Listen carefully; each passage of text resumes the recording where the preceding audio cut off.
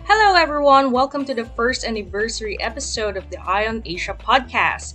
My name is Lei, and I'm here in Manila with Joko today to bring you the latest market research news and trends in Asia. Happy first anniversary! I can't wait for our interview segment today because we have dataSpring CEO Tomohiro Hosono as our guest this time. So before we get to the interview with the Springer segment, let's talk about the latest Asian news feature. For our latest Asian news feature, let's talk about unhealthy habits developed during the pandemic. Have you developed any habits that you considered unhealthy during the pandemic? Well, I lost track of the time during the pandemic, and everything appeared hazy to me during those times. Maybe possibly because I wasn't able to go out and my sleeping times changed during the lockdown period of the pandemic. Me too. Many people in the Asia Pacific region faced unhealthy habits like ours during the pandemic. In a new study conducted by Herbalife Nutrition called Asia Pacific Personal Habits Survey, which covered 5,500 consumers aged 18 and above across the region, it turns out that 8 out of 10 consumers in the APAC region want to kick unhealthy lifestyle habits they developed during the pandemic. Did the study point out the unhealthy habits in particular? In the study, the top three unhealthy habits that the respondents said they plan to break in the next 12 months are the following. 53% of the respondents said eating an unbalanced diet. 53% also said not exercising regularly. 52% said not getting enough sleep. The respondents thought that these unhealthy habits that they developed during the past 2 years have led to poor stamina and fitness levels, excess weight gain, and a weaker immune system. I see. This reminded me of one of the studies we highlighted in one of our Eye on Asia blog posts. It was about the rising sleep debt in South Korea, which was made worse by the pandemic. Yes, the pandemic has dramatically altered the lifestyles of every person in the region. So it's not so surprising that 8 out of 10 are intent on making positive lifestyle changes in the next 12 months to improve both their physical and mental health. Some of the healthy habits they plan to adopt include being more consciously active, eating more nutritious food, and developing an exercise regime. We'd like to ask our listeners, do you think you have developed a bad lifestyle habit during the pandemic period? What do you think are the best ways to get back on track physically and mentally? Feel free to comment on our social media.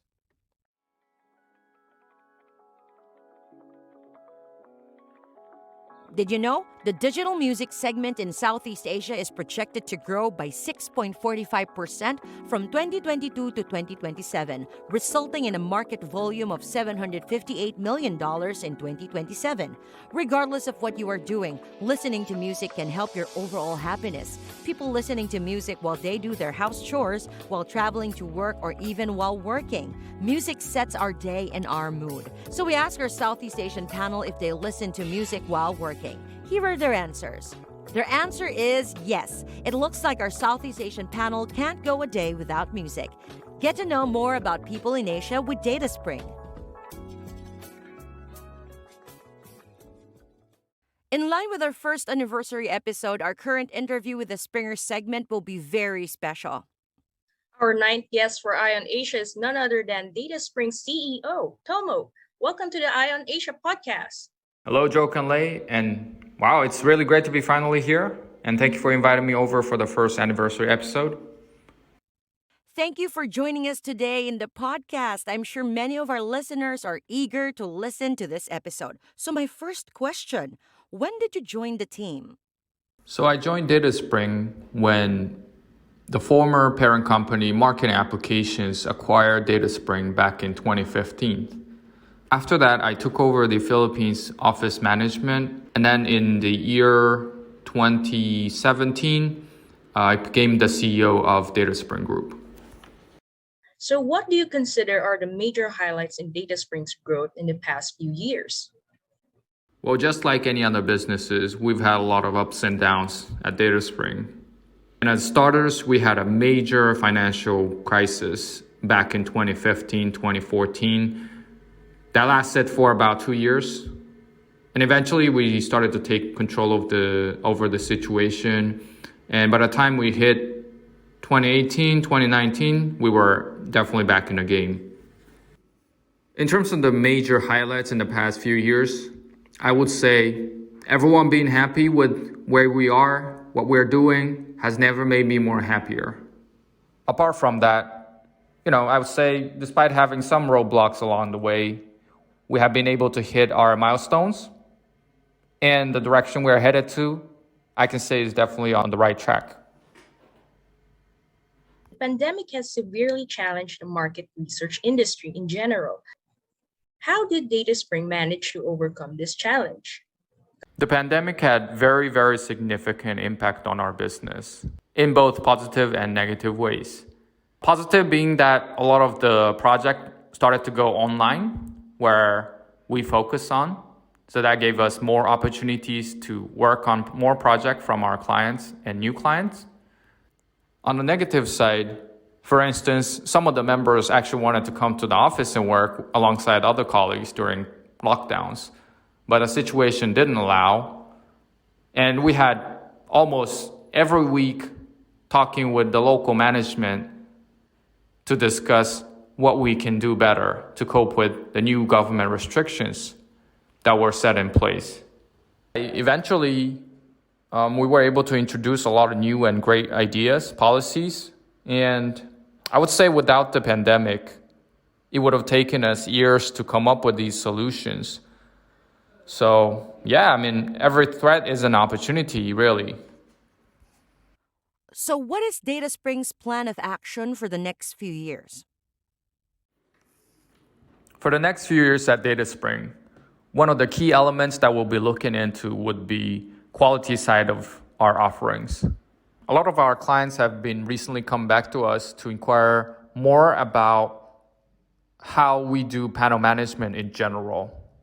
So I believe we at DataSpring, alongside other panel providers in the industry, have the obligation to provide more transparency within the industry about how we do panel management as standard practice.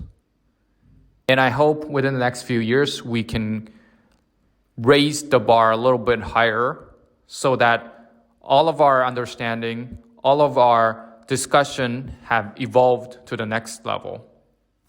Thank you for spending time with us in this special episode, Tomo. It's great to finally have you here on the podcast. For everyone interested in setting up panel research projects in Asia, you can contact DataSpring's panel team to discuss your plans.